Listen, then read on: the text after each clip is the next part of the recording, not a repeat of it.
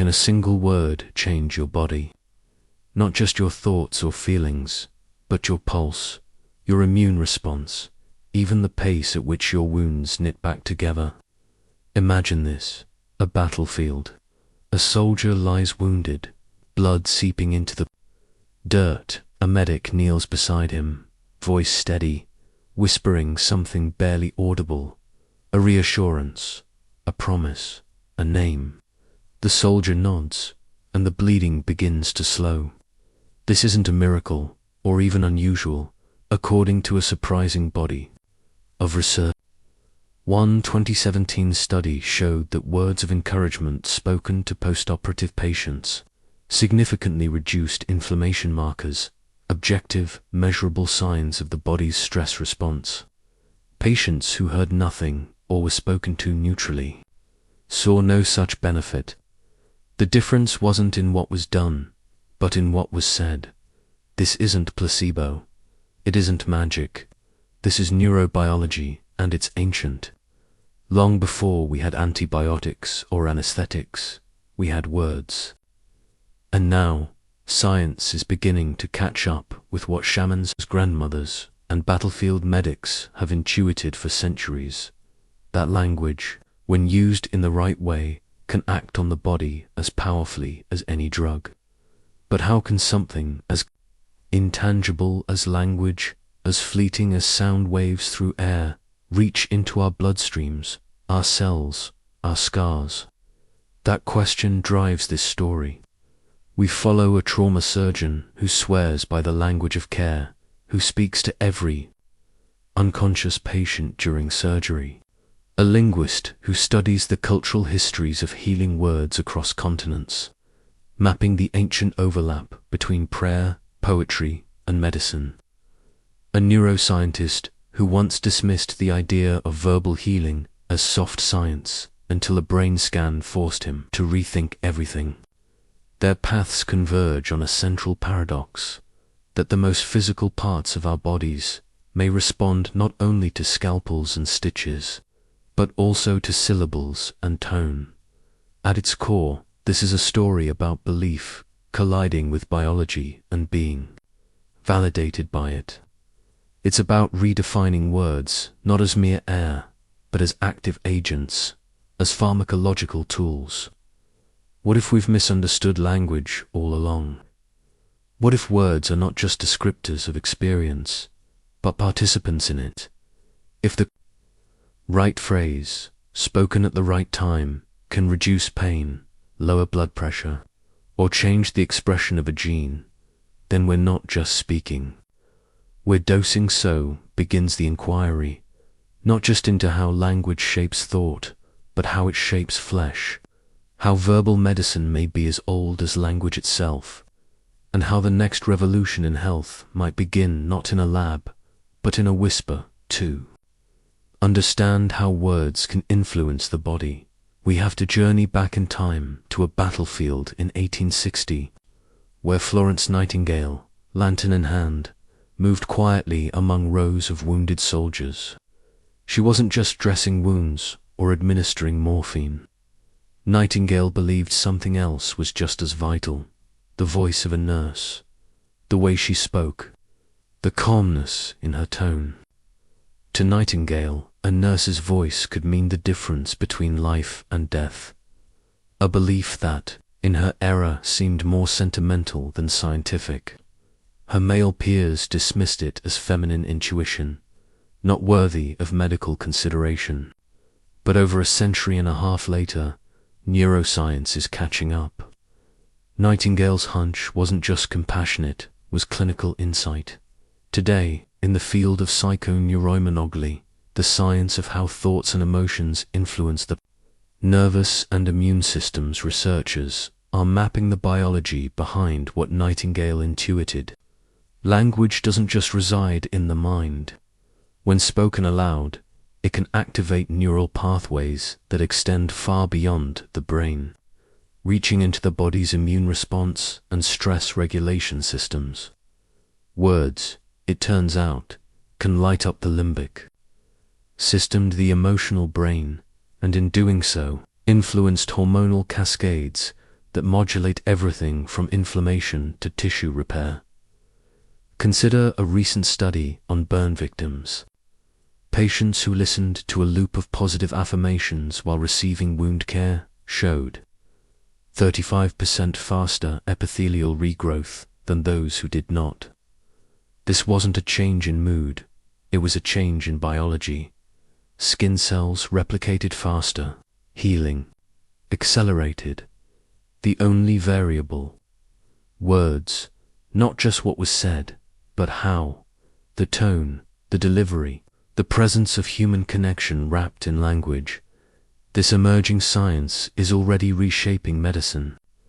Hospitals are beginning to redesign care environments, not just around lighting and layout, but around verbal landscapes, considering how staff speak to patients and even how ambient language shapes stress. Pain clinics have begun to use what are called healing scripts, carefully worded routines that help guide patients through discomfort with affirming, rhythmic speech. And in clinics serving veterans with PTSD, researchers are documenting real, measurable physiological changes in patients exposed to verbal validation, a calm voice acknowledging their pain, their memory, their survival. Heart rates slow, muscle tension softens, cortisol drops. These aren't metaphors. These are vital signs shifting in real time. The implications are urgent. We live in a time of rising stress-related illness, chronic loneliness, and overburdened healthcare systems. If we underestimate the power of language, we may be overlooking one of the most accessible, low-cost healing tools available to us. Words, after all, are always at hand, infinitely renewable, completely portable, and profoundly human. In neglecting them, we risk more than missed opportunities. We risk lives. Because the body doesn't just listen to drugs or to doctors, it listens to language. And when that language is careful, intentional, and compassionate, it doesn't just speak to the mind, it speaks to the immune system, the heartbeat, the very pace at which a wound decides to close. In 2012, a team at a Harvard neuroscience lab, originally focused on wound healing in rodents, stumbled onto an unexpected variable: sound, specifically the sound of human voices. In a tightly controlled experiment, rats recovering from standardized incisions were exposed to audio recordings, some of them neutral laboratory noise, others composed of calm, nurturing vocal tones. The researchers hadn't set out to study language or emotion, but when they compared healing rates, the results were impossible to ignore. The rats exposed to the soothing vocalizations healed 20% faster. No changes in diet, no alterations in medication, no environmental differences. The only shift was in the soundscape. It was as if the body had listened and responded. Peer reviewers were skeptical. Was it the tone itself? The frequency range? Could rats even understand nurturing? Or was it simply noise with a comforting cadence? The lab ran additional trials, altering tone, rhythm, and volume, yet the trend held. Something in the sound, the rhythm, the vocal warmth, seemed to trigger a shift in the body's inflammatory response. Meanwhile, parallel findings in human studies began to echo this pattern. In post-surgical units, a single compassionate sentence, spoken before anesthesia, as simple as "you're in good hands, we'll take care of you," was enough to significantly lower patients' cortisol levels, reduce their reported pain, and limit post-operative inflammation. No additional drugs, no special procedures, just words. But this sparked a profound dilemma in the scientific community. How do you test for the effect of meaning? You can measure cortisol and inflammation, sure, but how do you isolate the biochemical difference between "it's going to be okay" and you're on your own. Was the healing driven by specific words like safe, heal, or care? Or was it the connection, the emotional presence behind the words? Could tone alone do the job, or was content equally critical? Could the word heal carry a kind of biological charge? Or was its power entirely contextual, embedded in relationship, memory, or culture? These questions lit up a debate that continues today. Linguists argue about semantics and syntax. Neuroscientists dig into limbic circuits and vagal tone. Immunologists probe the role of stress pathways and cytokine shifts. But beneath the technical disagreements lies a deeper, more disruptive idea that language, ephemeral, abstract, and often dismissed as purely cognitive, might have direct, physical consequences on the body, that a sentence, properly timed, could alter the healing process as reliably as a pill or a stitch. This reframes not just how we think about medicine, but how we think about language itself. If words can biologically influence recovery, regulation, and resilience, then how should we speak, not just in hospitals or therapy rooms, but in classrooms, homes, and everyday moments of pain or fear? If tone and content both matter, then every phrase we utter might carry weight beyond emotion. It might touch physiology. That's not just poetic. It's a challenge, because it means the stakes are higher than we thought. It means that healing might not begin with treatment. It might begin with a voice. As the science deepens, so does the tension. In hospitals around the world, staff are trained in protocol, not poetry. Nurses are instructed to monitor vitals, administer medication, chart outcomes, not to craft phrases with emotional resonance. Doctors, under time pressure and institutional norms, often speak in the clipped language of efficiency, not empathy. The clinical environment favors precision over connection, and yet, mounting evidence reveals that what patients hear, the quality, tone, and intent of the language used, profoundly affects their recovery. A patient may not remember the medication dosage, but they remember how it was delivered, cold and mechanical, or warm and human. And increasingly, that experience of language turns out to have biological consequences. Consider a pediatric burn unit that adopted a seemingly simple intervention. Before each painful wound cleaning session, nurses began to use short word rituals, consistent, calming phrases meant to ground the child. Over time, they noticed something unexpected. The children treated with these verbal routines not only coped better during the procedure, but healed with significantly less scarring. The effect was so striking that researchers began tracking cortisol and other stress markers, which confirmed the physical shift. In another setting, military trauma therapists began using anchoring words, emotionally resonant phrases that tethered veterans to safety or identity, and observed a sharp reduction in night terrors.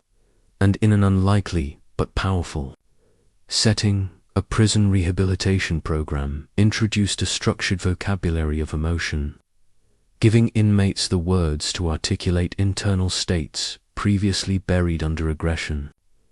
Within months, incidents of violence dropped, but not everyone is convinced. Critics argue this is just placebo wrapped in scientific language.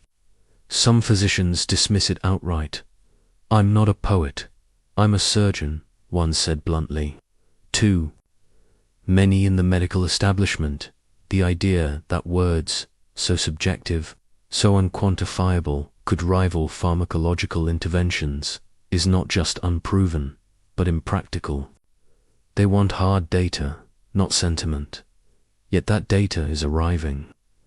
fMRI studies show that when patients hear supportive, compassionate language, activity in the amygdala, the brain's fear center, decreases, while parasympathetic tone increases, calming the body's stress response. Inflammation markers like cytokines drop after verbal affirmations in patients with chronic conditions. The brain and body, it turns out, don't just feel better, they function differently. Behind the numbers are stories that are harder to dismiss. A mother speaking daily affirmations into the hospital room of her comatose son saw a gradual return of responsive brainwaves, subtle flickers that intensified with each session. A veteran with a festering wound that resisted treatment finally began to heal after a visit from his daughter, who simply said, "You're safe." Now, the phrase registered on a level no drug had reached. These moments are not just anecdotal. They are emotional tipping points that echo across case reports, neuroimaging, and immune data, and underneath it all runs a quiet, almost haunting theme. That in the age of high-tech medicine, gene editing, robotic surgery, AI diagnostics, we may have forgotten the first and oldest medicine we ever had, words. Long before scalpels and scans, we spoke to the sick. We told stories. We whispered to the wounded. And now, with science catching up to what our ancestors already practiced, we're faced with a hard question. Have we trained out the very thing that heals us most? The twist comes quietly, nestled inside a neonatal intensive care unit. In 2021, a group of researchers published a startling study on language deprivation in premature infants. These were babies born too early, too fragile, often connected to tubes and machines, surrounded by the sterile beeping of technology. They were touched, fed, and kept alive by the highest standards of modern medicine. But some of them were not. Spoken to, not out of cruelty, but out of habit, out of silence mistaken for neutrality. The study found that those infants, though physically cared for, experienced slower healing, weaker immune responses, and early signs of cognitive delay, compared to infants who were regularly spoken to by caregivers. The difference, words, or their absence, this was more than a developmental concern. It was a biological revelation. The twist is that language, often dismissed as merely emotional or social, is not just a means of communication. It is a form of biological input, just as an infant needs light for vision to develop and touch for nervous system regulation. The brain also needs language to trigger the healthy unfolding of its immune and metabolic systems. Words aren't accessories to care, they are ingredients in it. Our brains evolved to expect language, just as they expect warmth, sustenance, and oxygen. A lack of words, especially in the earliest stages of life, is now understood as a kind of biological neglect. This realization reframes everything that came before. Language isn't just soothing, it's shaping. It isn't decoration, it's developmental. Suddenly, all those earlier studies on wound healing, verbal affirmation, and neural regulation take on deeper significance. They weren't fringe phenomena. They were glimpses of a core biological truth, that language is a nutrient. Empathy becomes medicine, speech becomes touch, meaning becomes molecule. And this isn't metaphor. It isn't the warm glow of placebo. It's hard biology, gene expression, protein synthesis, neuroplasticity, wound closure. The words we speak, especially when infused with care and connection, change the internal chemistry of those who hear them. They activate healing, not symbolically, but physiologically. They regulate inflammation, trigger oxytocin, and modulate the vagus nerve. They can literally improve survival. So the big twist is not that words are powerful, it's that they're essential. And when we remove them, through silence, indifference, or clinical detachment, we are not just removing comfort, we are withholding something. The brain and body are biologically wired to need. This shifts the question from can words heal to asterisk, how could we ever heal without them? Asterisk science, once cautious, now stands on firmer ground. The field of psychoneuroimmunology has confirmed what early pioneers only suspected. The feedback loop between brain and body is profoundly sensitive to language.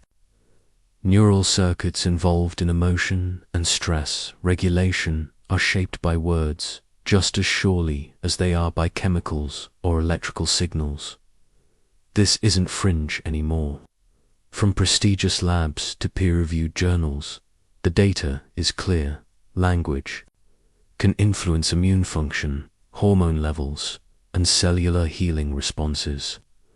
It is now being studied seriously across multiple disciplines. Therapeutic language protocols are being tested in oncology wards to improve immune resilience during chemotherapy, in cardiology units to reduce stress-related cardiac events, and in psychiatry, where structured verbal interventions are being shown to decrease markers of chronic inflammation linked to depression and trauma. In response to this growing body of evidence, some medical schools have begun offering narrative medicine tracks, programs that train doctors not just to diagnose, but to listen, to speak with intention, to understand the healing potential embedded in every clinical exchange. Healing, it turns out, is not just about the pill or the stitch, it's about the message. The human body doesn't only metabolize drugs, it metabolizes meaning. In clinical terms, words don't just make sense, they make health. This understanding has led researchers to connect the science of healing language to one of the most pressing public health issues of our time: loneliness. Called a silent epidemic by health authorities, chronic loneliness has been linked to increased inflammation, suppressed immune function, and elevated risk of mortality.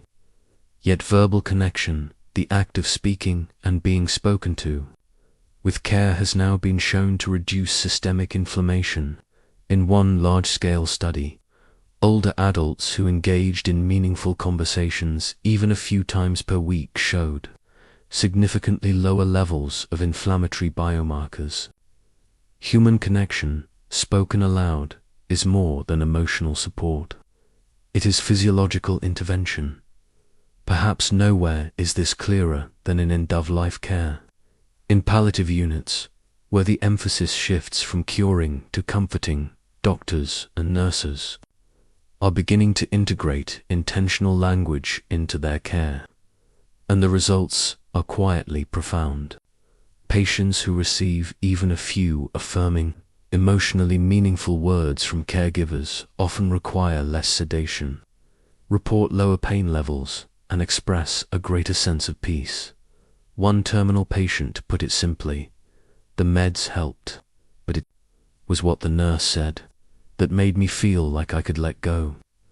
In that sentence is the entire revelation that the final moments of life, like the first moments in a NICU, are shaped not only by medicine, but by language.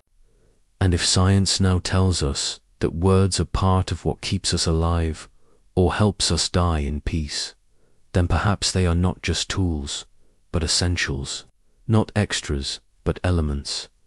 The resolution, then, is not the end of a mystery, but the beginning of a new kind of clarity. Words heal, not just metaphorically, but measurably. And in a world increasingly reliant on machines and data, the most profound medicine may still be the human voice. In the final quiet of the story, we return not to a lab or a lecture hall, but to a hospital room where time is running out. A nurse sits beside an elderly patient whose breath is shallow, eyes closed, body frail. She leans in, her voice gentle, steady, barely more than a whisper. "You are loved. You can rest now." There are no more procedures to perform, no, more medicines to administer, just presence, just words. And in that soft exchange, something sacred happens. The tension in the patient's brow releases. The breath settles. It is not a miracle. It is something older, more enduring. It is care translated into language. As the screen fades, a voice comes in, not as an explanation, but as a reflection.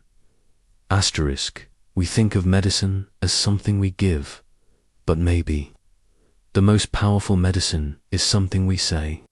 And suddenly, the science and the stories converge.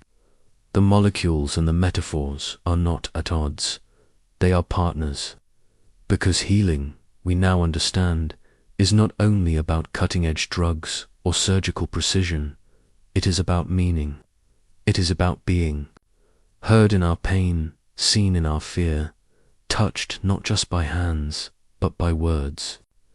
Perhaps we've had a cure hidden in plain sight, not in the complexity of technology, but in the simplicity of speech. And so we are left with a final thought, not an answer, but an invitation. Asterisk, what if healing isn't just a matter of science, but of language?